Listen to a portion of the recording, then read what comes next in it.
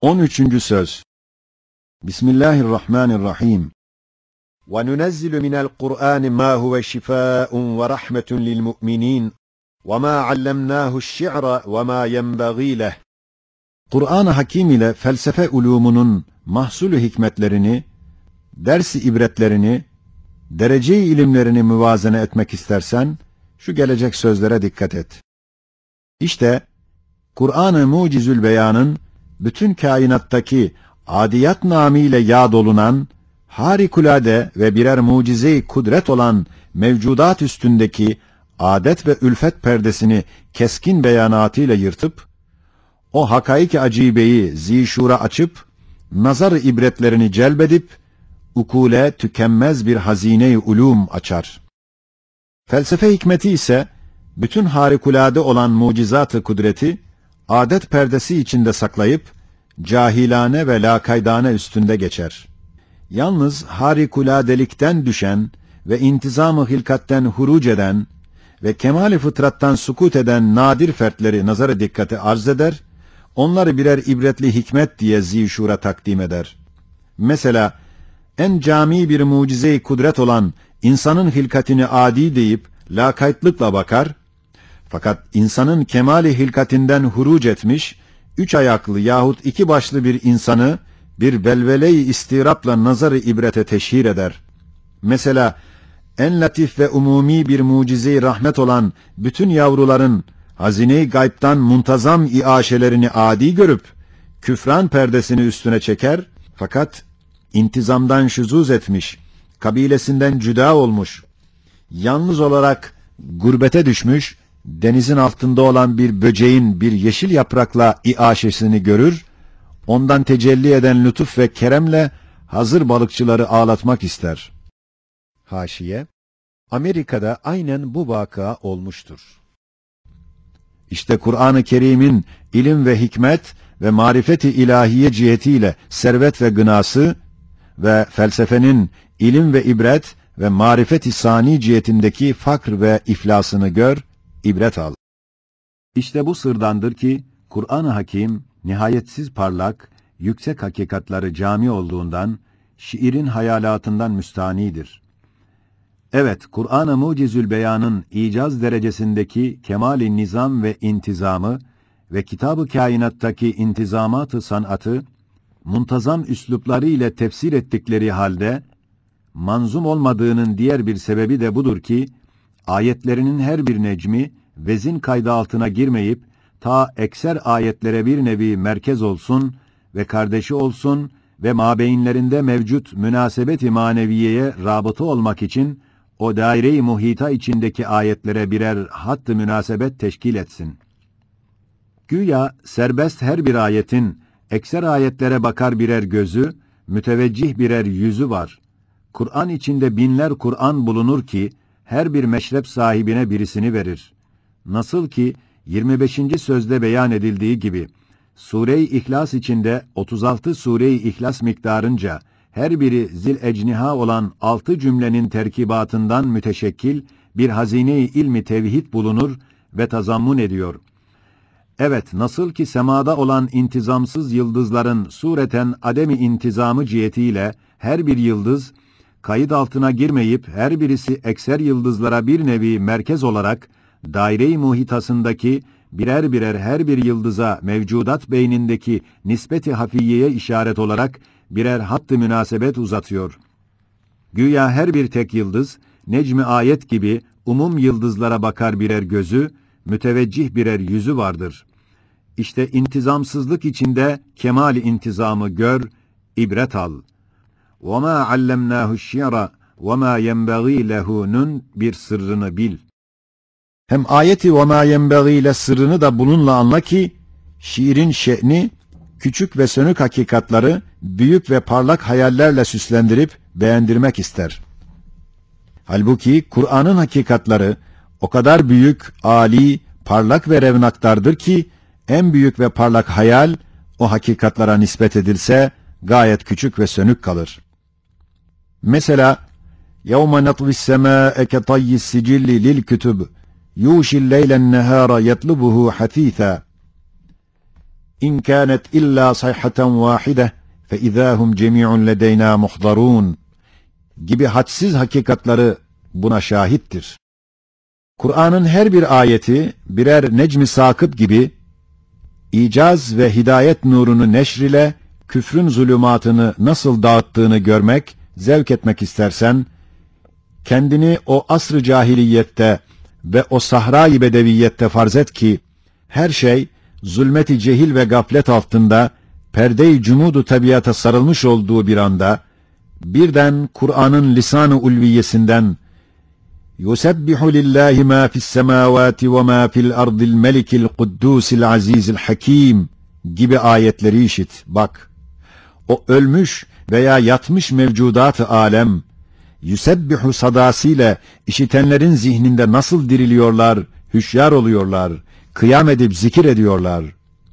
Hem o karanlık gökyüzünde birer camit ateşpare olan yıldızlar ve yerdeki perişan mahlukat, tüsebbihu lehus semâvâtus seb'u vel ard sayhasıyla işitenlerin nazarında, gökyüzü bir ağız, bütün yıldızlar birer kelime-i hikmet-numa, birer nur hakikat eda ve arz bir kafa, ber ve bahr birer lisan ve bütün hayvanat ve nebatat birer kelime-i tesbih feşan suretinde arz-ı didar eder.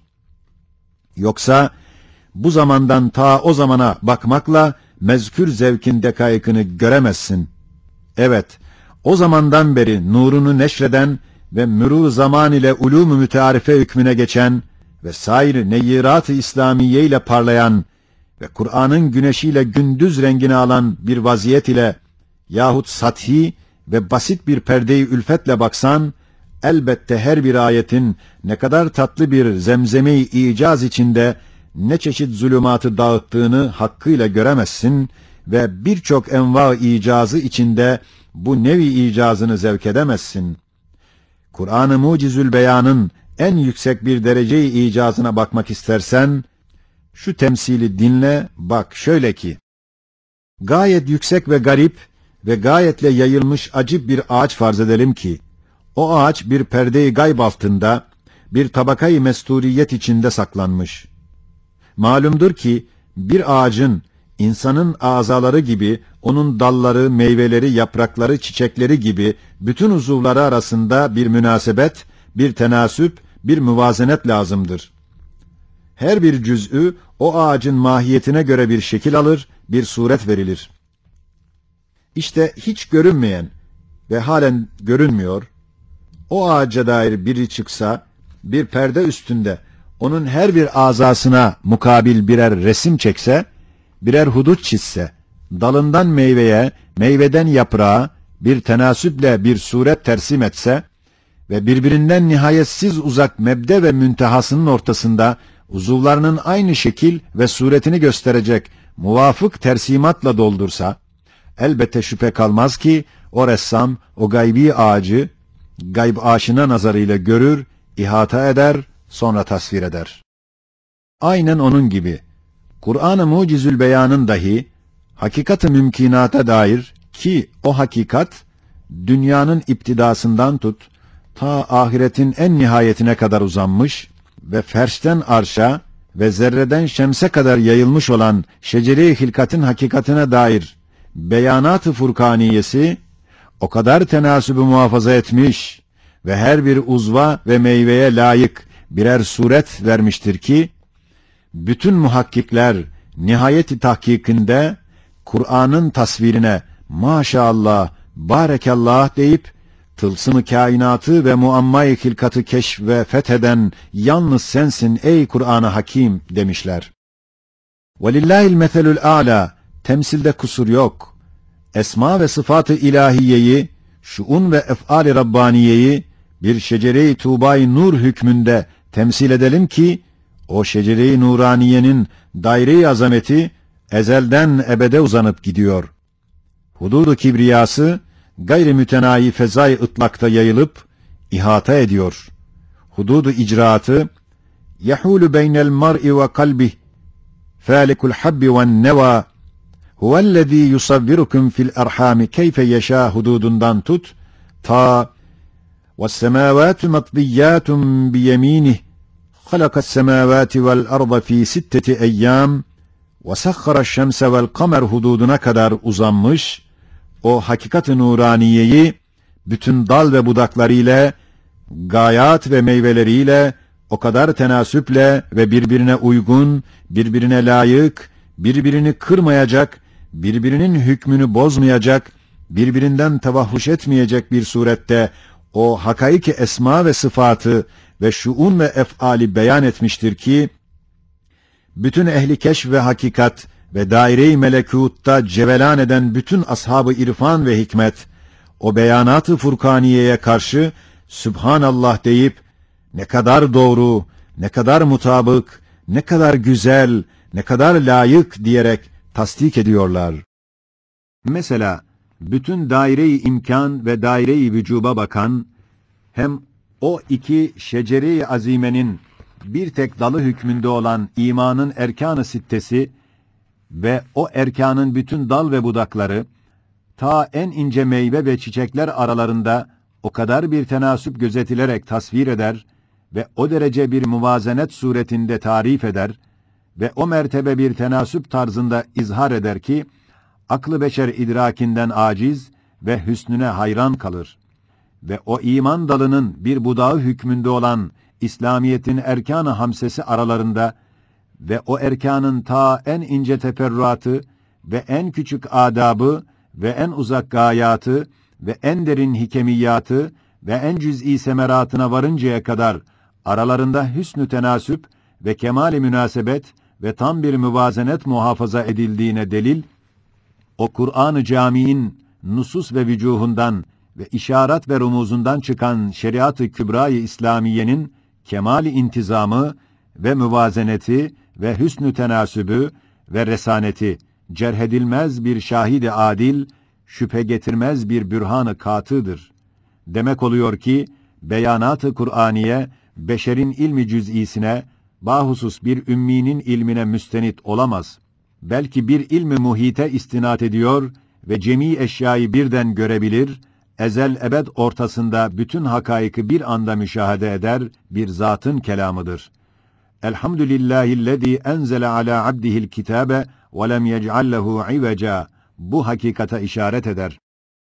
Allahümme ya munzilel Kur'an, bihakkil Kur'an ve bihakkı men unzile aleyhil Kur'an, nevvir kulûbena ve kuburena binuril iman vel Kur'an. Amin. Ya müstean. 13. sözün 2. makamı. Bismillahirrahmanirrahim. Cazibedar bir fitne içinde bulunan ve daha aklını kaybetmeyen bazı gençlerle bir muhaberedir. Bir kısım gençler tarafından şimdiki aldatıcı ve cazibedar lehviyat ve hevesatın hücumları karşısında ahiretimizi ne suretle kurtaracağız diye Risale-i Nur'dan medet istediler. Ben de Risale-i Nur'un şahs-ı manevisi namına onlara dedim ki, kabir var, hiç kimse inkar edemez. Herkes ister istemez oraya girecek ve oraya girmek için de 3 tarzda, 3 yoldan başka yol yok. 1. yol, o kabir ehli iman için bu dünyadan daha güzel bir alemin kapısıdır. 2. yol, ahireti tasdik eden fakat sefahet ve dalalette gidenlere bir hapsi ebedi ve bütün dostlarından bir tecrit içinde bir hapsi münferit, yalnız başına bir hapis kapısıdır. Öyle gördüğü ve itikad ettiği ve inandığı gibi hareket etmediği için öyle muamele görecek. 3. yol, ahirete inanmayan ehli inkar ve dalalet için bir idam-ı ebedi kapısı. Yani hem kendisini hem bütün sevdiklerini idam edecek bir daracıdır. Öyle bildiği için cezası olarak aynını görecek.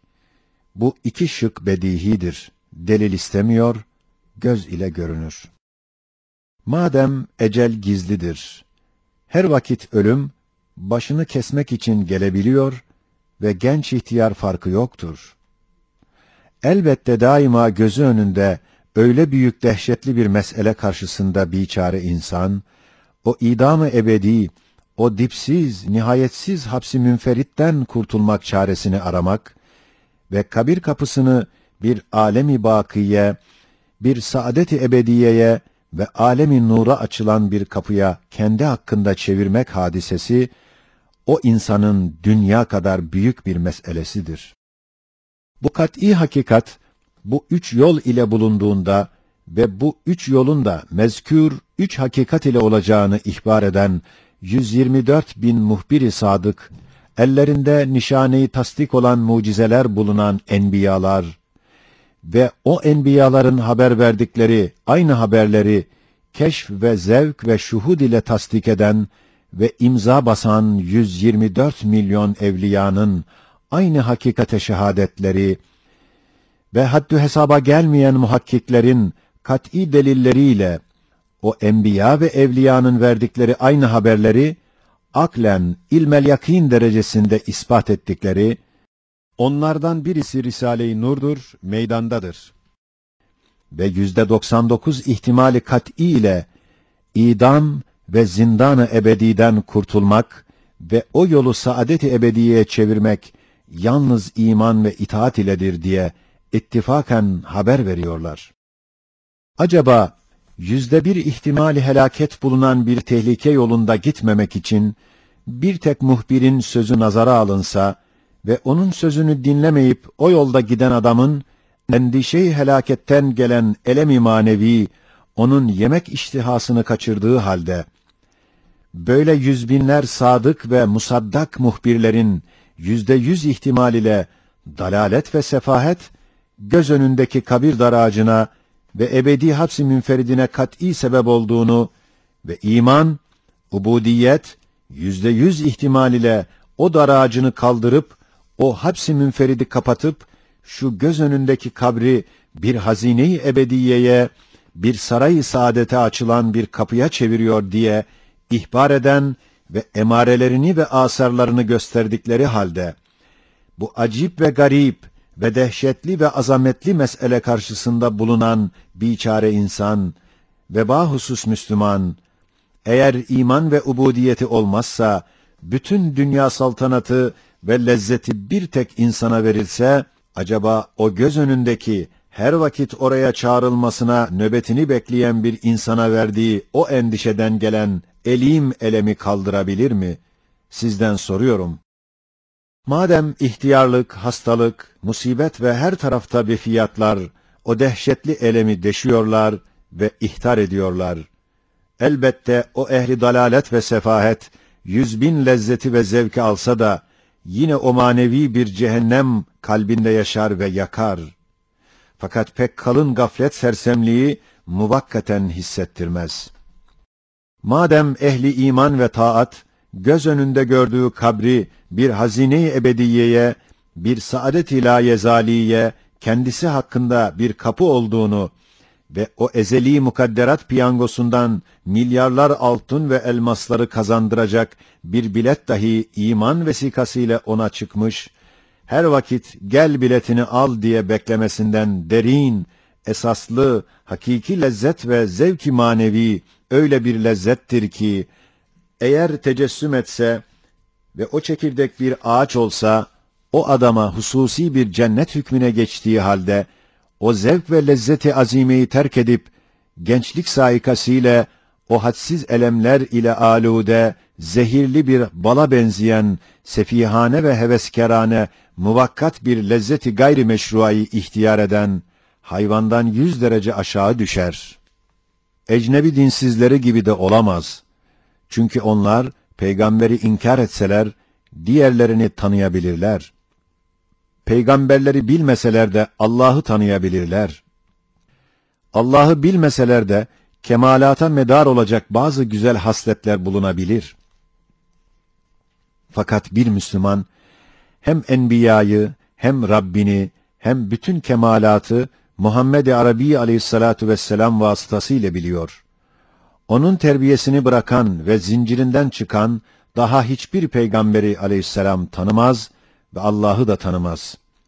Ve ruhunda kemalatı muhafaza edecek hiçbir esasatı bilemez.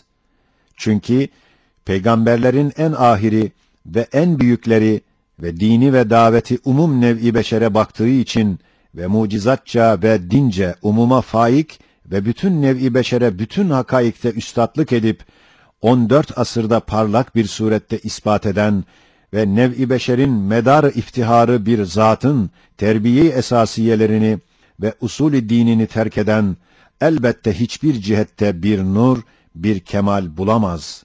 Sukutu mutlaka mahkumdur. İşte ey hayat-ı dünyeviyenin zevkine müptela ve endişe-i istikbal ile istikbalini ve hayatını temin için çabalayan biçareler! Dünyanın lezzetini, zevkini, saadetini, rahatını isterseniz, meşru dairedeki keyfe iktifa ediniz. O keyfinize kâfidir. Haricinde ve gayrimeşru dairedeki bir lezzetin içinde 1000 elem olduğunu, sabık beyanatta elbette anladınız. Eğer mazi, yani geçmiş zamanın hadisatını, sinema ile hali hazırda gösterdikleri gibi, istikbaldeki ahval dahi, mesela 50 sene sonraki halleri bir sinema ile gösterilseydi, ehli sefahet şimdiki güldüklerine yüz binlerce nefrin ve nefret edip ağlayacaktılar. Dünya ve ahirette ebedi ve daimi süruru isteyen, iman dairesindeki terbiye-i Muhammediye'yi aleyhissalatu vesselam kendine rehber etmek gerektir.